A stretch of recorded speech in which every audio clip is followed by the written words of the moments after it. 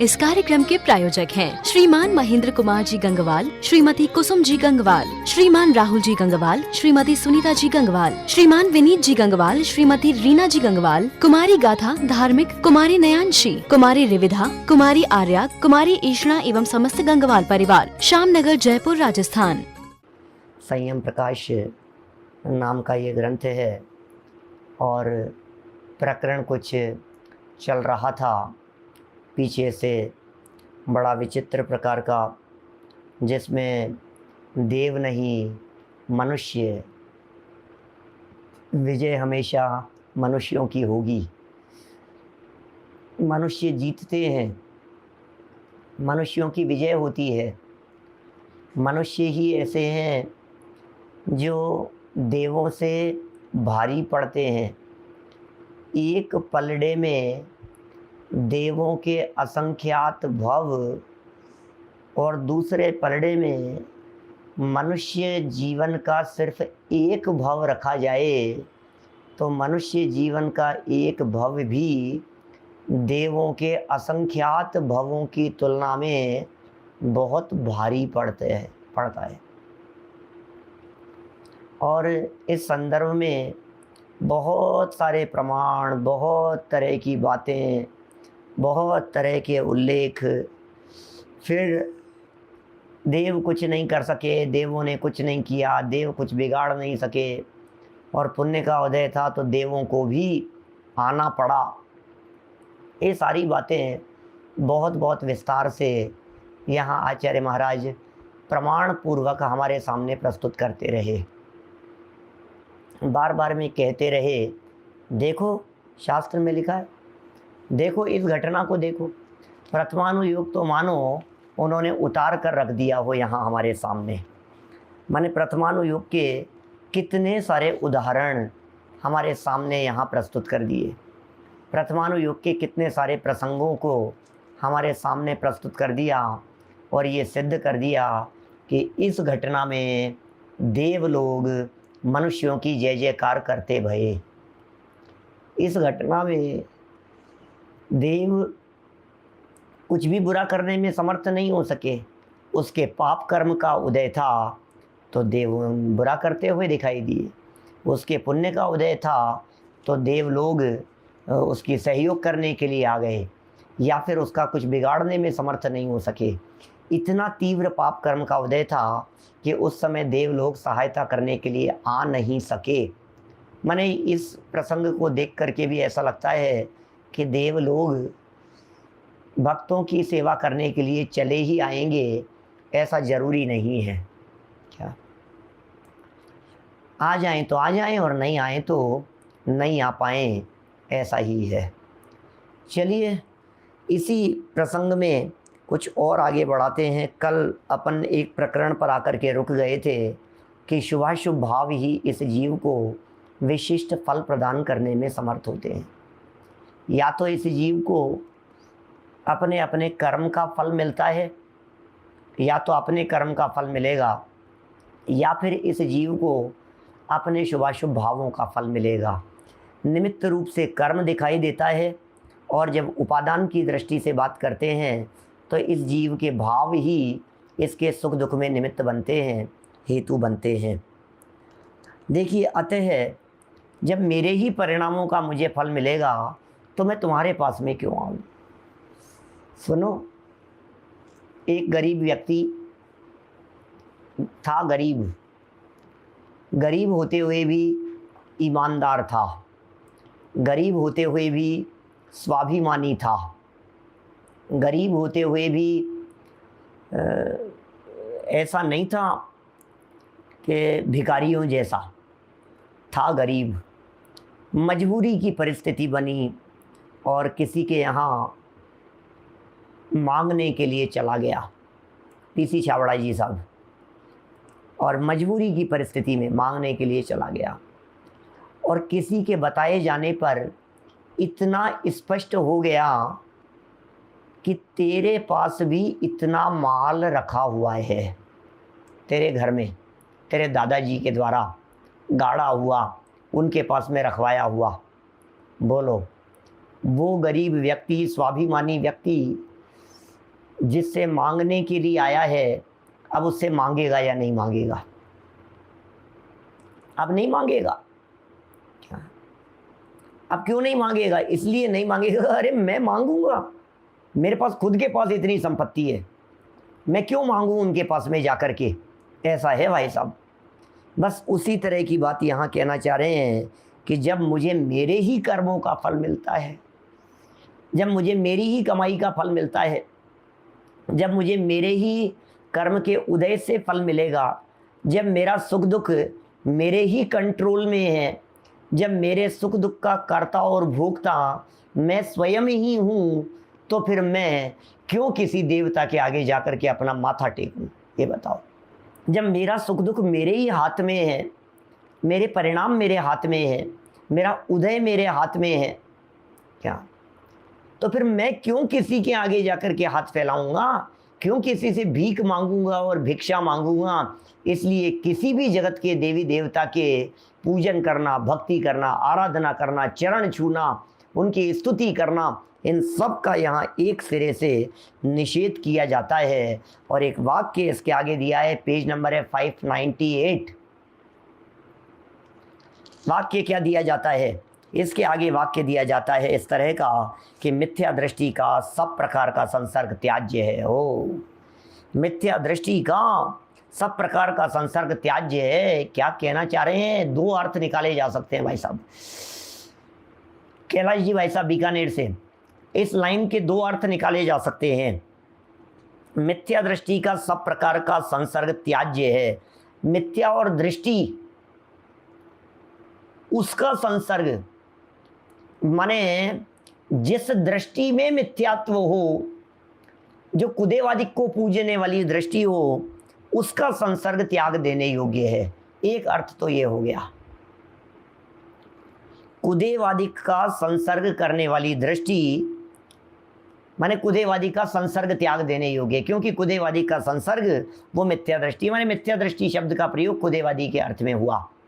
और दूसरे प्रकार का अर्थ ये हो सकता है कि कुदेवादी की पूजा भक्ति आराधना करने वाले जो लोग हैं, जिन्हें हमारे यहाँ जिनागम में षट अनायतन कह करके पुकारा जाता है, ये कह रहे हैं उसको भी त्याग दो, माने उनका भी संपर्क मत करो। कुदेव का तो संपर्क करना ही नहीं है, कुगुरु का तो संपर्क करना ही नहीं है, कुधर्म की आराधना तो करनी ही नहीं है, लेकिन कुदेव, कुगुरु और कुधर्म की आराधना करने वालों के संसर्ग से भी बच जाओ बस। देखिए, इसी संदर्भ में मिथ्यात्व के ऊपर प्रहार कर रहे हैं। पापों में पाप, पापों का पाप, सबसे बड़ा पाप, जिससे बढ़कर कोई पाप नहीं है, जिससे बढ़कर कोई दूसरा और पाप नहीं हो सकता है, ऐसे महापाप की ये चर्चा कर रहे हैं। ये कह रहे हैं मिथ्या दृष्टम श्रुतम शास्त्रम कुमार्गाय प्रवर्तते यथामृष्टम भवेत्कृष्टम सुदुग्धम तुम्बिकागतम। हो, क्या बातें कहाँ कहाँ से लेकर के आते हैं ये महाराज साहब। देख देख करके ऐसा लगता है हमारे को। तो ये कह रहे हैं मिथ्या दृष्टि जीव है कोई व्यक्ति, मिथ्या दृष्टि जीव है, बोले शास्त्र पढ़ रहा है, श्रुत का अभ्यास कर रहा है, का अनर्थ कर रहा है वो। मिथ्या दृष्टि जीव शास्त्र भी पढ़ेगा तो क्या करेगा? क्या मिथ्या दृष्टि जीव शास्त्र भी पढ़ेगा तो गलत रास्ते पर चलेगा। दुनिया में दिखाई देने वाले जो नॉवेल्स वगैरह हैं, उपन्यास हैं, उनको कुशास्त्रों की श्रेणी में नहीं लिया गया है। कॉमिक्स हैं, कथाएं हैं, कहानियां हैं, उन्हें कुशास्त्रों की श्रेणी में नहीं लिया गया है। जिनमें धर्म बुद्धि हो उन्हें कुशास्त्रों की श्रेणी में लिया गया है। जो धर्म तो नहीं हो, धर्मार्थ तो नहीं हो, लेकिन जिनमें धर्म पने का भ्रम हो गया हो, क्या धर्म पने का जहां भ्रम हो गया हो, उन सबको कुशास्त्रों के अंतर्गत लिया गया है। ये कह रहे हैं भैया मिथ्या दृष्टि का ज्ञान, चारित्र, श्रद्धान सब कुछ मोक्ष का कारण नहीं है।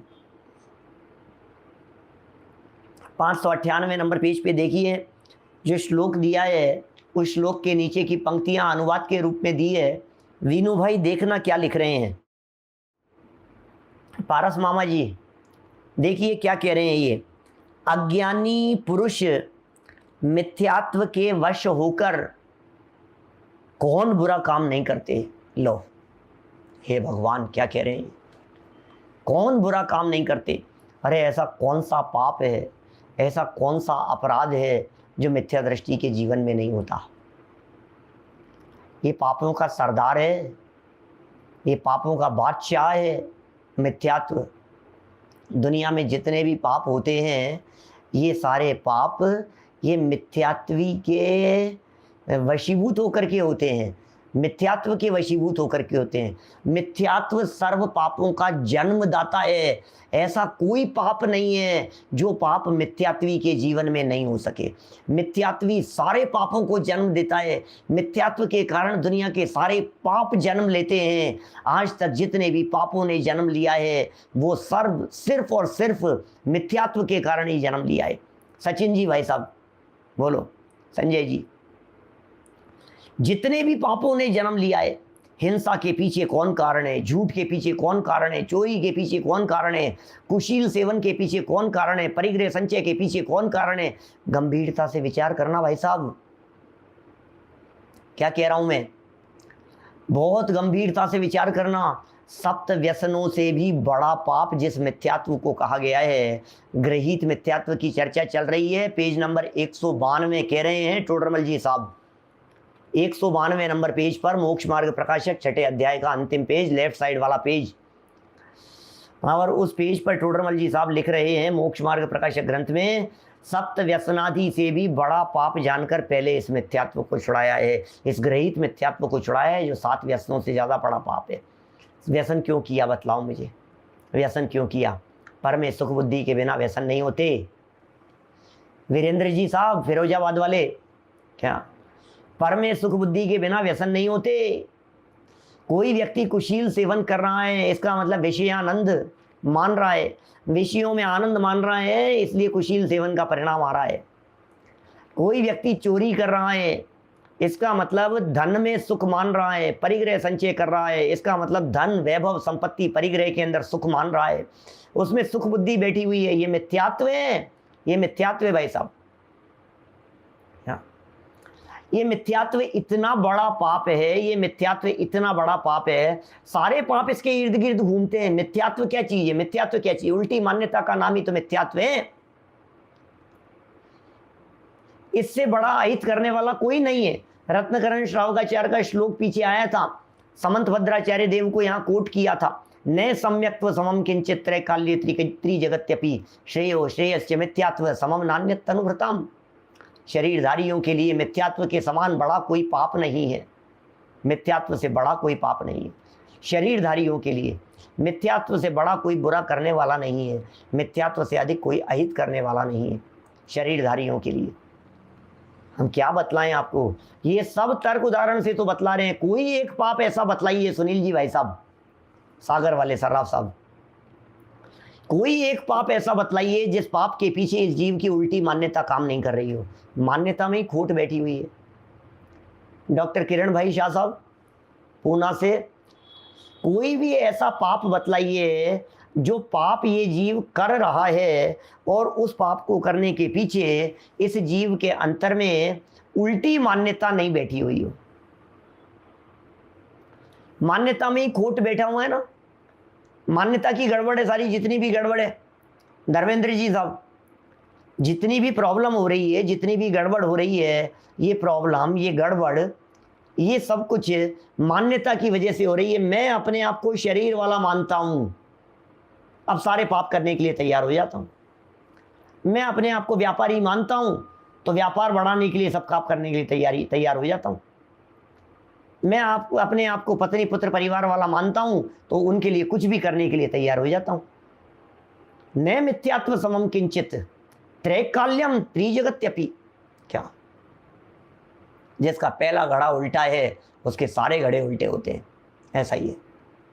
सारा चक्कर मान्यता का है। मान्यता सुधरी और सब कुछ सुधर गया। मान्यता बदली और सब कुछ बदल गया। क्या? अभिप्राय बदला और सब कुछ सुधर गया। क्या बोलो? सब सुधर गया, मान्यता ही तो सुधारनी है और क्या करना है। जितने पाप हो रहे हैं, हिंसा के पीछे कौन कारण है? देखिए, जब बच्चों को पढ़ाते हैं ना, बाल बोध पाठमालाएं वगैरह पढ़ाते हैं, तो उसमें ये कहते हैं लोभ पाप का बाप है। क्या बताते हैं? लोभ पाप का बाप है। जोगी जी साहब,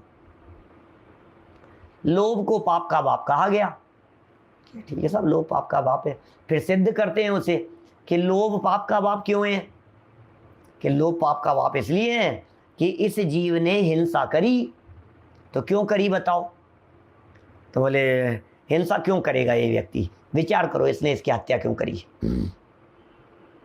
बोले इससे कोई ना कोई नुकसान होने की संभावना, इसने मेरा बुरा किया था, हिंसा कर दूंगा तो इससे मुझे लाभ प्राप्त हो जाएगा। लोभ के कारण की ना, लोभ के वश हुई की हिंसा। झूठ क्यों बोला? अंदर में कोई ना कोई प्रकार का लोभ बैठा हुआ था। चोरी और परिग्रह में तो लोभ दिखाई देता ही है, कुशील में भी विषय सेवन का लोभ दिखाई देता है। वैश्या का उदाहरण बहुत प्रसिद्ध है, बच्चों को देते हैं। यहाँ जानबूझ करके उसे टालने का प्रयत्न कर रहा था। क्या? पंडित जी थे, पंडित जी, और चले गए और धीरे धीरे करके सब पाप करने के लिए तैयार हो गए। लोग, अब इसमें क्या हो गया पंडित जी? अब इसमें क्या हो गया? अब इतने से में क्या हो गया? अब इतना अभी कौन देख रहा है कि आपने मेरे यहाँ का पानी पिया है? अब कौन देख रहा है कि तुमने मेरे यहाँ का भोजन लिया है? अब कोई नहीं, मैं किसी को कहूँगी नहीं, मैं किसी को बताऊँ नहीं। लोभ लोभ लोभ ही मुख्य है। तो 5 पापों का बाप कहा गया है लोभ पाप का बाप बखाना। ध्यानत राय जी की पूजन की पंक्ति है, लोभ पाप का बाप बखाना। लेकिन लोभ का बाप कौन है? बाप का भी तो बाप होगा। तो बोले वो है मिथ्यात्व। मिथ्यात्व के वशीभूत होकर के लोभ करता है। तो साहब कौन सा मिथ्यात्व? आग्रहित मिथ्यात्व। बोले आग्रहित मिथ्यात्व का बाप कौन है? बोले ग्रहित मिथ्यात्व। तो बोले ग्रहित मिथ्यात्व का जन्मदाता कौन है? कि आग्रहित मिथ्यात्व। कि इस आग्रहित मिथ्यात्व के लिए भी कौन पावर प्रदान कर रहा है? बोले ग्रहित मिथ्यात्व। ये ग्रहित मिथ्यात्व को पावर कहाँ से मिल रही है? बोले आग्रहित मिथ्यात्व से। तो बोले ये मिथ्यात्व ही है कुल मिला करके। माने जहाँ जब तक पर में सुख बुद्धि बैठी रहेगी, जब तक पर पदार्थों की तरफ दृष्टि बनी रहेगी, जब तक मान्यता में ये बात बैठी रहेगी कि मैं इसकी वजह से सुखी दुखी हूँ, तो उन्हें हटाने का प्रयत्न करेगा। और उन्हें यहाँ कह दिया गया है कि ये पाप हैं। अज्ञानी पुरुष मिथ्यात्व के वश होकर कौन बुरा काम नहीं करते? बोलो। अभी इसको यदि ग्रहित मिथ्यात्व से जोड़ें, भाई मोक्ष जी बहुत बड़ी गलतफहमी में हो आप। यदि ये समझ रहे हो कि सम्यक दृष्टि ज्ञानी जीव हिंसादी पापों में प्रवृत्ता है, बिल्कुल नहीं प्रवृत्ता है। यदि आप उसको हिंसादी में प्रवृत्ति मानोगे तो फिर मुनिराज को भी हिंसा में प्रवृत्त कहोगे। हो रही है, जो हो रही है, उसमें क्या है? सम्यक दृष्टि ज्ञानी जीव के करना नहीं चाहता है, करने का अभिप्राय नहीं है। सारा खेल अभिप्राय का होता है। हमारे यहाँ हिंदुस्तान के हाई कोर्ट और सुप्रीम कोर्ट में भी ले जा करके यदि सम्यक दृष्टि को पेश किया जाएगा तो बाइज्जत बरी होकर के निकलेगा सम्यक दृष्टि जीव, क्योंकि उसका मारने का इंटेंशन नहीं है, क्योंकि वो मारना नहीं चाहता है। हमारे यहाँ के सुप्रीम कोर्ट के मजिस्ट्रेट भी ये फैसला देंगे कि सम्यक दृष्टि ज्ञानी जीव निरपराधी है, ये हिंसा नहीं करना चाहता है। भोग रहा है कि नहीं भोगना नहीं चाहता है, तिस परिणति तैने था हटा हटी। बस ज्ञानी जीवों की दृष्टि उस बात पर होती है। मिथ्या दृष्टि की चर्चा चल रही है, मिथ्यात्व का प्रसंग चल रहा है। मिथ्या दृष्टि जीव की मान्यताओं का खंडन कर रहे हैं। यहाँ पर मिथ्या दृष्टि जीव के विरोध में झंडा लेकर के खड़े हैं और आप सम्यक दृष्टि को बीच में लाएंगे, ये तो अनुचित है बात बिल्कुल। तो अज्ञानी पुरुष अज्ञानी है क्या? अज्ञानी पुरुष मिथ्यात्व के वश होकर कौन बुरा काम नहीं करते? सम्यक दृष्टि ज्ञानी जीव मिथ्यात्व के वश होकर के बुरा काम नहीं कर रहे थे। उनके तो मिथ्यात्व था ही नहीं। बुरा काम हो गया, सम्यक दृष्टि ज्ञानी जीव के माध्यम से कोई गलत काम हो गया तो खेद वर्तता है, और ये तो अज्ञान के वशीभूत होकर के करता है, करना चाहता है। इसके दिमाग में तो कर्तृत्व का बोझ है मिथ्या दृष्टि ज्ञानी जीव के ऊपर। तो अज्ञानी पुरुष है, अज्ञानी है, नादान है, नासमझ है, विषय आसक्त है, आसक्त है। सम्यक दृष्टि ज्ञानी जीव के विषय होते हैं लेकिन विषय आसक्ति नहीं होती। सम्यक दृष्टि जीव के कषाय होती है लेकिन कषायासक्त नहीं होता। सम्यक दृष्टि जीव के मोह होता है लेकिन सम्यक दृष्टि जीव मोहासक्त नहीं होता। सम्यक दृष्टि जीव के अज्ञान है लेकिन मिथ्यात्वजन्य अज्ञान नहीं है। सम्यक दृष्टि जीव के कषाय हैं लेकिन अनंतानुबंधी जैसी कषाय नहीं है। सम्यक दृष्टि तो कुछ अद्भुत परिवर्तन हो गया है उसके जीवन में। अज्ञानी पुरुष की बात चल रही है। अज्ञानी पुरुष मिथ्यात्व के वश होकर के, अरे तुमने ऐसा गलत काम क्यों कर दिया, मिथ्यात्व के वश होकर के ये काम किया है क्या? ओहो, मिथ्यात्व के वश होकर के ये काम किया। तुम किसके चक्कर में उलझ गए? तुमने ये काम कैसे कर दिया? हमें तो भरोसा ही नहीं है तुम इस तरह का काम कर सकते हो। किसी ने भुरकी डाल दी थी। बोले किसने डाल दी थी? बोले मिथ्यात्व ने। क्या? किसी ने ऊपर से डाल दिया था कि किसने डाल दिया था? कि मिथ्यात्व ने। क्या ये कह रहे हैं? अज्ञानी पुरुष मिथ्यात्व के वश होकर कौन बुरा काम नहीं करते। ओह, कौन बुरा काम नहीं करते? क्या बुरा काम नहीं करते? इसका मतलब सारे बुरे काम मिथ्यात्व के वश होकर के किए जाते हैं। इसका मतलब जितने बुरे काम हो रहे हैं वे बुरे काम की वजह से नहीं हो रहे हैं। उन बुरे कामों के पीछे कोई एक और शक्ति काम कर रही है। उस शक्ति का नाम है मिथ्यात्व। आपको यदि समस्त बुरे कामों से छूटना है तो ये बुरे कामों से तो छूटने का प्रयत्न करता है, छूटने की सोचता है, लेकिन संजय जी साहब, ज्ञानचंद जी बाबू जी, ये चोरी से तो बचने की चेष्टा करता है लेकिन चोर की अम्मा से नहीं निपटता है। ये कुशील से तो बचने की चेष्टा करता है लेकिन कुशील का जन्मदाता कौन है? ये परिग्रह तो छोड़ने का प्रयत्न करता है लेकिन परिग्रह में जो सुख बुद्धि उत्पन्न हुई है वो मिथ्यात्व के कारण हुई है। ये इसके पकड़ में नहीं आ रहा है। मिथ्यात्व के वशीभूत होकर के कर किए हैं ये पाप। जितने पाप किए गए हैं ये सब पाप मिथ्यात्व के वशीभूत होकर के किए गए हैं। और यही कारण है कि मिथ्या दृष्टियों का ज्ञान और चारित्र मोक्ष का कारण नहीं होता। लो, मिथ्या दृष्टियों का ज्ञान भी और मिथ्या दृष्टियों का चारित्र भी। हो, क्या बताएं भाई साहब आपको।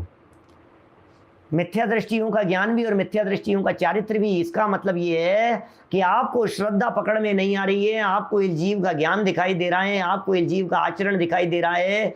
आपको पता नहीं है मोक्ष मार्ग का संबंध ज्ञान और आचरण से नहीं है, मोक्ष मार्ग का संबंध श्रद्धा से है, शुरुआत का संबंध। ये सूर्य सागर जी महाराज साहब का दम है, ये पावर है शब्दों में। ऐसे शब्द कौन कहे?